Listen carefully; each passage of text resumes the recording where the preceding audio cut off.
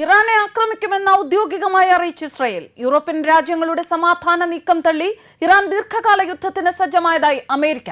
പുതിയ ഹമാസ് തലവൻ Yahya Sinwar Israel ഭീഷണി മൂലം അജ്ഞാത കേന്ദ്രത്തിലേക്ക് പോയി. റിപ്പോർട്ടിലേക്ക്. ഇന്ന് ഓഗസ്റ്റ് 13 ഇസ്രായേൽ ഗാസ യുദ്ധത്തിന്റെ 312ാമത് ദിവസം. ഗാസയിൽ പലസ്തീൻ ആരോഗ്യ മന്ത്രാലയം മരണത്തിന്റെ കണക്കുകൾ പുറത്തുവിട്ട ദിവസമാണ്. 40,000-ൽ എത്തിയ ദിവസമാണ് ഇന്ന്.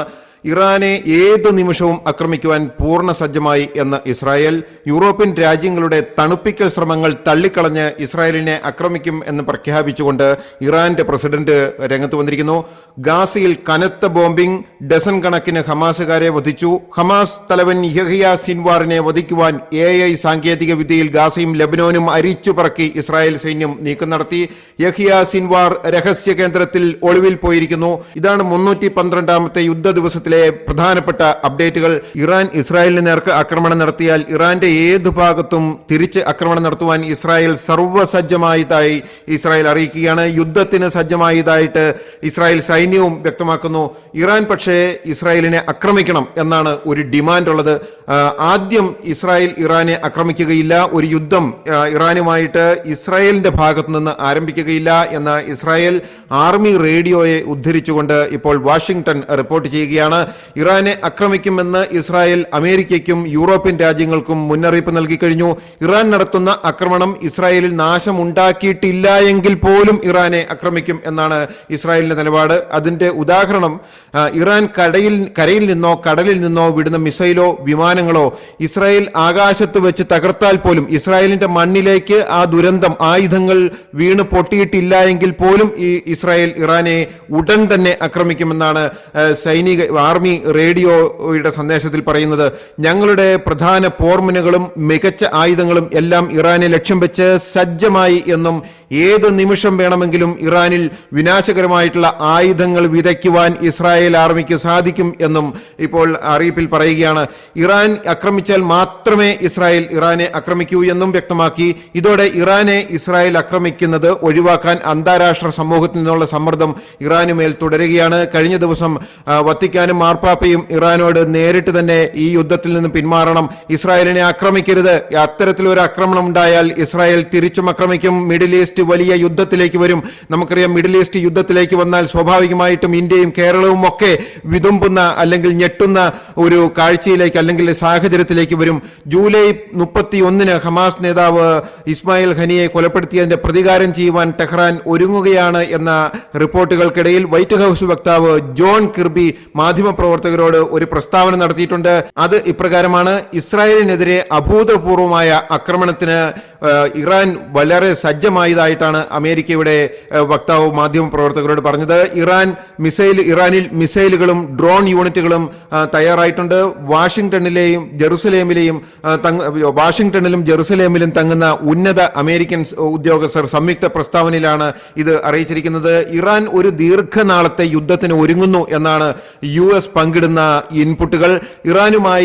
ഇറാൻ ഇറാഖുമായി പതിറ്റാണ്ടുകൾ യുദ്ധം നടത്തിയ, ലോകത്തിലെ തന്നെ ഏറ്റവും ദൈർഘ്യമേറിയ യുദ്ധം നടത്തിയ അനുഭവവും പാരമ്പര്യവും ഇറാനുണ്ട്. ഈ അനുഭവ സമ്പത്ത് ഇസ്രായേലുമായി ഒരു വലിയ നീണ്ട നാളത്തെ യുദ്ധത്തിലേക്ക് ഇറാൻ നീങ്ങുന്നു എന്നുള്ള ഒരു സംശയമാണ് ഇപ്പോൾ അമേരിക്കയുടെ ഭാഗത്ത് നിന്ന് പുറപ്പെടുവിച്ചിട്ടുള്ളത്. അതിനാൽ തന്നെ ഇറാനിൽ വലിയ സൈനിക വിന്യാസം നടക്കുന്നത് ശ്രദ്ധയിൽപ്പെട്ടു എന്നാണ് അമേരിക്ക പറയുന്നത്. അതായത് സംഘർഷത്തിന്റെ ഭീതിയിൽ തന്നെയാണ് മിഡിൽ ഈസ്റ്റ്. ഈ യുദ്ധത്തിന്റെ 312ാമത്തെ ദിവസത്തിൽ സംഘർഷം കൂടുകയാണ്. മിഡിൽ ഈസ്റ്റിലെ ആശങ്കകൾ വർദ്ധിക്കുകയാണ്. ഇതിനിടെ സംഘർഷവുമായി ബന്ധപ്പെട്ട് ഇറാന്റെ ഭാഗത്തു നിന്നുള്ള പ്രതികരണം വന്നിട്ടുണ്ട്. ഇറാൻ പറയുന്നത്, ഹമാസിന്റെ പരമോന്നത നേതാവായിട്ടുള്ള ഇസ്മായിൽ ഖനിയെ ഇറാനിൽ കയറി കൊലപ്പെടുത്തിയിട്ട് ഇസ്രായേലിനെതിരെ തിരിച്ചടിക്കരുത് എന്നും ഭീഷണിയിൽ നിന്ന് പിൻവാങ്ങണം എന്നുമുള്ള പാശ്ചാത്യ രാജ്യങ്ങളുടെ ഫോൺ വിളികളെ ശക്തമായി വിമർശിക്കുന്നു എന്നാണ് ഇറാൻ പറയുന്നത്. ഫ്രാൻസ്, ജർമ്മനി, ബ്രിട്ടൻ എന്നീ 3 രാജ്യങ്ങളുടെ പേരെടുത്ത് പറഞ്ഞ് എന്തിനാണ് ഇത്തരം കോളുകൾ ഞങ്ങളെ വിളിക്കുന്നത്? രാഷ്ട്രീയ യുക്തിക്ക് നിരക്കാത്തതും അന്താരാഷ്ട്ര നിയമത്തിന്റെ തത്വങ്ങൾക്ക് വിരുദ്ധവുമാണ് ഇത്തരത്തിൽ ഞങ്ങളെ വിളിച്ച് സമാധാനം ആവശ്യപ്പെടുന്നത് എന്ന് ഇറാൻ പറയുന്നു. ഒരു രാഷ്ട്രീയ നേതാവിനെ ഇറാനിൽ കയറി വധിച്ചിട്ട് എന്തുകൊണ്ട് ലോകം നടപടിയെടുക്കുന്നില്ല? എന്തുകൊണ്ട് ഞങ്ങൾക്ക് ഫോൺ വിളിക്കുന്ന പാശ്ചാത്യ രാജ്യങ്ങളും യൂറോപ്യൻ യൂണിയൻ അടക്കമുള്ള രാജ്യങ്ങളും ഒരു രാഷ്ട്രീയ നേതാവിനെ കൊലപ്പെടുത്തിയ ഇസ്രായേലിനെതിരെ പ്രതികരിക്കുന്നില്ല എന്നാണ് ഇറാൻ ചോദിക്കുന്നത്. ഇബ്രാഹിം ഖനിയുടെ കൊലപാതകത്തെ തുടർന്ന് ഇസ്രായേലിനെതിരായിട്ടുള്ള ആക്രമണങ്ങളിൽ നിന്ന് ഇറാനും ഇറാന്റെ മിഡിൽ ഈസ്റ്റിലെ പ്രോക്സികളായിട്ടുള്ള ഹിസ്ബുള്ള, ഹൂത്തികൾ ഇവരും പിൻവാങ്ങണം എന്ന യൂറോപ്യൻ രാജ്യങ്ങളുടെ പ്രസ്താവന, അതിനെയാണ് ഇറാൻ വിമർശിക്കുന്നത്. ഇസ്രായേലാണ് കൊലപാതകം നടത്തിയത് എന്ന് ഇറാൻ ആരോപിച്ചു. സയനിസ്റ്റ് ഭരണകൂടത്തിന്റെ ക്രൂരകൃത്യങ്ങളോട് യാതൊരു എതിർപ്പും ഇനിയും രേഖപ്പെടുത്താത്തവരാണ് ഇറാനെ ഇത്തരത്തിൽ ഫോൺ വിളിച്ച് തണുപ്പിക്കാൻ വരുന്നത് എന്ന് ഇറാന്റെ വിദേശകാര്യ വക്താവ് നാസർ കനാനി പറഞ്ഞിരിക്കുകയാണ്.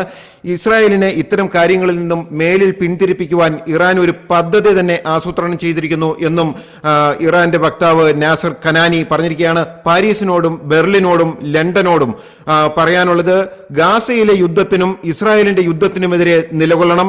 ഇറാൻ വിദേശകാര്യ വക്താവ് ആവശ്യപ്പെടുകയാണ്. ഇതിനിടെ ഏത് രാജ്യത്തോടും പ്രതികരിക്കുവാൻ തന്റെ രാജ്യത്തിന് അവകാശമുണ്ട് എന്ന് വാദിച്ചുകൊണ്ട് ഇറാനിയൻ പുതിയ പ്രസിഡന്റ് മസൂദ് പെസഷ്കി ഇപ്പോൾ പ്രസ്താവന ഇറക്കി. പ്രശ്നങ്ങൾക്ക് നയതന്ത്ര പരിഹാരങ്ങൾക്ക് ഊന്നൽ നൽകുമ്പോൾ തന്നെ ഇറാൻ ഒരിക്കലും അന്താരാഷ്ട്ര സമ്മർദ്ദങ്ങൾക്കും അന്താരാഷ്ട്ര ഫോൺ വിളികൾക്കും ഉപരോധങ്ങൾക്കും അടിമപ്പെടില്ല, അതിന് വഴങ്ങുകയില്ല എന്ന് ഇറാന്റെ പ്രസിഡന്റ് മസൂദ് പെസഷ്കി ഇപ്പോൾ പറഞ്ഞിരിക്കുകയാണ്. അന്താരാഷ്ട്ര മാനദണ്ഡങ്ങൾക്കനുസൃതമായി ആക്രമണകാരികളോട് പ്രതികരിക്കുവാൻ ഇറാന് അവകാശമുണ്ട് എന്നും ഔദ്യോഗിക ഇറാനിയൻ വാർത്താ ഏജൻസിക്ക് നൽകിയ പ്രസ്താവനയിൽ ഇറാനിയൻ പ്രസിഡന്റ് പെസഷ്കിയൻ പറഞ്ഞിരിക്കുകയാണ്. ഇറാന്റെ ഭീഷണികൾക്കെല്ലാം ഇടയിലും ഇസ്രായേലിന് പുറകോട്ട് പോകുവാനാകുന്നില്ല. ഹമാസിന്റെ പുതിയ നേതാവ് യഹിയ സിൻവാറിനെ കൊലപ്പെടുത്തുവാനുള്ള എല്ലാ പദ്ധതികളും ഇപ്പോൾ ഇസ്രായേൽ നടപ്പാക്കിക്കൊണ്ടിരിക്കുകയാണ്. ഇയാൾക്ക് വേണ്ടി വിവിധ രാജ്യങ്ങളിൽ തന്നെ തെരച്ചിലുകൾ ശക്തമാകുമ്പോൾ ഇപ്പോൾ യഹിയ സിൻവാർ ഒരു അജ്ഞാത കേന്ദ്രത്തിലേക്ക് മാറി എന്നുള്ള വാർത്തകളാണ് പുറത്തുവരുന്നത്. കണ്ടെത്താൻ കഴിയാത്ത ഇടനിലക്കാരുടെ കൈവശം മെസ്സേജുകൾ കൈമാറിയാണ് ഇപ്പോൾ ഹമാസിന്റെ ഭരണം യഹിയ സിൻവാർ നടത്തുന്നത് എന്ന് ഹമാസ് വൃത്തങ്ങളെ ഉദ്ധരിച്ച് വാർത്താ ഏജൻസികൾ റിപ്പോർട്ട് ചെയ്യുകയാണ്.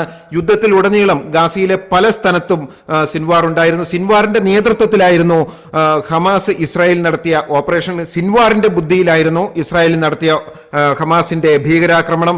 അതിനുശേഷം ഇസ്രായേൽ ഗാസയിൽ നടത്തിയ യുദ്ധത്തിൽ യുദ്ധമുഖത്ത് നേരിട്ട് നിർദ്ദേശങ്ങളും മറ്റും ഹമാസിന്റെ തലവന്മാർക്കും കൊടുക്കുവാൻ സിൻവാർ ഉണ്ടായിരുന്നു.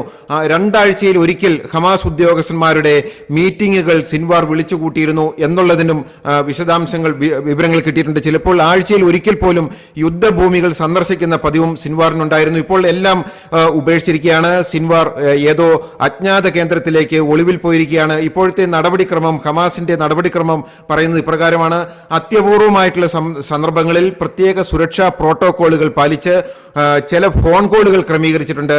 ആ ഫോൺ കോളുകൾ ഹമാസിന്റെ പ്രധാനപ്പെട്ട ആളുകൾക്ക് മാത്രം നൽകുന്നതാണ്. അങ്ങനെയാണ് ഇപ്പോൾ സിൻവാർ ഹമാസിന്റെ ഭരണം നടപ്പാക്കുന്നത്. അദ്ദേഹത്തിന്റെ ഓർഡറുകൾ, സിൻവാറിന്റെ ഓർഡറുകളും സിൻവാർ ഒപ്പിട്ട കത്തുകളും നേരിട്ട് ചില ഏജന്റുമാരുടെ കൈവശം മറ്റുള്ളവർക്ക് കൊടുക്കും. ഇത്തരം രീതിയിൽ ഒളിവിലിരുന്ന് വളരെ ബുദ്ധിമുട്ടി പ്രയാസപ്പെട്ടാണ് ഹമാസിനെ ഇപ്പോൾ യഹിയ സിൻവാർ ഭരിക്കുന്നത്. കാരണം ഏതെങ്കിലും പ്രദേശത്ത് അദ്ദേഹത്തിന്റെ ഒരു ചെറിയ സൂചനകൾ കിട്ടിയാൽ പോലും ഇസ്രായേലിന്റെ രൂക്ഷമായിട്ടുള്ള ആക്രമണം സിൻവാറിനെ കൊലപ്പെടുത്തുവാൻ ഉണ്ടാകും. അതുകൊണ്ട് തന്നെ സിൻവാർ വളരെ ഭീഷണിയിലാണ്. ഇതിനിടെ ഖാൻ യൂനിസിൽ ഇസ്രായേലിന്റെ കനത്ത ബോംബിംഗ് തുടരുകയാണ്. 10 ഹമാസ് ഭീകരരെ വധിച്ചു എന്നാണ് ഇസ്രായേൽ സൈന്യം പറയുന്നത്. ഗാസയിൽ ഒരു ഇസ്രായേൽ ബന്ദി കൊലപ്പെട്ടിട്ടുണ്ട്. റഫ വാർത്താ ഏജൻസിയാണ് ഇത് റിപ്പോർട്ട് ചെയ്യുന്നത്. ഇസ്രായേലിന്റെ 100-ലധികം ബന്ദികളിൽ ഒരാളിൽ കൂടി കൊലപ്പെട്ടു എന്നുള്ള വാർത്ത. എന്നാൽ ബന്ദിയെ കൊന്നത് ഇസ്രായേലാണെന്നും ഇസ്രായേലിന്റെ ബോംബിങ്ങിലാണ് ബന്ദി മരിച്ചത് എന്നും ഹമാസ് പറയുന്നു. ഖാൻ യൂനിസിലെ അബസാൻ അൽ കബീറ പ്രദേശത്തുള്ള ഒരു വീടിന് നേരെ കഴിഞ്ഞ രാത്രി ഇസ്രായേൽ നടത്തിയ ബോംബാക്രമണത്തിൽ ബന്ദി അടക്കം കൊലപ്പെട്ടു. 10 പേർ ഈ വീടിനുള്ളിൽ ഉണ്ടായിരുന്നു, കൊലപ്പെട്ടു എന്നാണ് ഹമാസിന്റെ വിശദീകരണം. ഖാൻ യൂനിസിൽ ഹമാസിന്റെ റോക്കറ്റ് വിക്ഷേപണ കേന്ദ്രം ഇസ്രായേൽ സൈന്യം കണ്ടെത്തി തകർത്തു എന്ന് IDFന്റെ പ്രസ്താവനയിൽ പറയുകയാണ്. കൂടാതെ പ്രദേശത്ത് തീവ്രവാദ ഗ്രൂപ്പുകൾ ഉപയോഗിക്കുന്ന സെറ്റുകൾ ഉണ്ടായിരുന്നു. ഇതെല്ലാം വ്യോമാക്രമണത്തിൽ നശിപ്പിച്ചു എന്ന് ഇസ്രായേൽ പറയുന്നു. ഇസ്രായേൽ സൈന്യത്തിന്റെ 98-ാം ഡിവിഷൻ ഖാൻ യൂനിസിൽ പുതിയ ആക്രമണങ്ങൾ നടത്തിയിരിക്കുകയാണ്. കരയുദ്ധത്തിന് 98-ാം ഡിവിഷനെയാണ് ഇപ്പോൾ ചുമതലപ്പെടുത്തിയിരിക്കുന്നത്. ആയിരക്കണക്കിന് സൈനികരാണ് ഈ ഡിവിഷനിലുള്ളത്. തീവ്രവാദ ഗ്രൂപ്പുകൾ ഉപയോഗിച്ചിരുന്ന സ്ഥലങ്ങളും മറ്റും തകർത്തതായും റോക്കറ്റ് കേന്ദ്രങ്ങൾ നശിപ്പിച്ചതായിട്ടും ഇപ്പോൾ ഇസ്രായേൽ സൈന്യം അറിയിക്കുകയാണ്.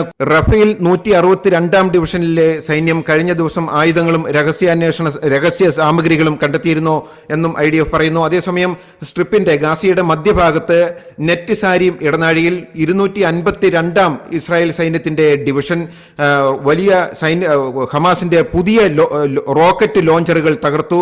സ്നൈപ്പർ പൊസിഷനുകൾ, നിരീക്ഷണ പോസ്റ്റുകൾ എന്നിവയുൾപ്പെടെ നിരവധി ഹമാസ് കേന്ദ്രങ്ങളും തകർത്തു എന്ന് പറയുകയാണ്. ഇസ്രായേൽ സൈന്യം ഗാസയിൽ നിന്ന് ഉടൻ ഒഴിയുകയില്ല എന്ന് 2025-ലും ഗാസയിൽ യുദ്ധം തുടരും എന്നാണ് ഏറ്റവും പുതിയ വിലയിരുത്തൽ വരുന്നത്. കാരണം സൈന്യം തകർത്ത് തരിപ്പണമാക്കിയ സ്ഥലങ്ങളിൽ വീണ്ടും ഹമാസ് ഭീകരർ താവളങ്ങൾ പണിയുകയാണ്, റോക്കറ്റ് ലോഞ്ചറുകൾ സ്ഥാപിക്കുകയാണ്.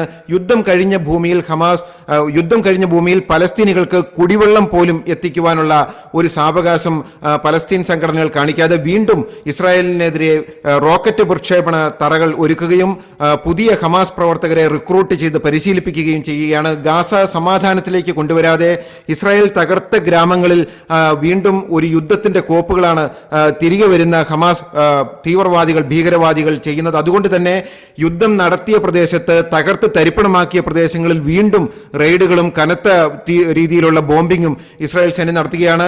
ഏറ്റവും പ്രധാനം എടുത്തു പറയേണ്ടത്, ഇസ്രായേൽ തകർത്ത കേന്ദ്രങ്ങളിൽ സ്കൂളുകളും അതുപോലെ തന്നെ UN ക്യാമ്പുകളും അവശേഷിപ്പിച്ചിരുന്നു. ഇത്തരം തകർക്കാത്ത കെട്ടിടങ്ങൾ കേന്ദ്രീകരിച്ചുകൊണ്ടാണ് ഇപ്പോൾ ഹമാസിന്റെ റിക്രൂട്ട്മെന്റും അതുപോലെ തന്നെ സൈനിക പരിശീലനവും നടക്കുന്നത്. അതുകൊണ്ട് തന്നെ 2025-ലും ഓപ്പറേഷൻ നീണ്ടു നിൽക്കും. ഗാസയിൽ നിന്ന് പൂർണ്ണമായിട്ടും ഹമാസിന്റെ ആളുകളെ തുടച്ചു നീക്കുന്നതുവരെ യുദ്ധം നീണ്ടു നിൽക്കും എന്നാണ്. 2025-ലും യുദ്ധം നീണ്ടു നിൽക്കും എന്ന ആഗോള ധനകാര്യ ക്രെഡിറ്റ് ഏജൻസിയും ഇപ്പോൾ വ്യക്തമാക്കിയിരിക്കുകയാണ്. ന്യൂസ് ഡെസ്ക് കർമ്മ ന്യൂസ്.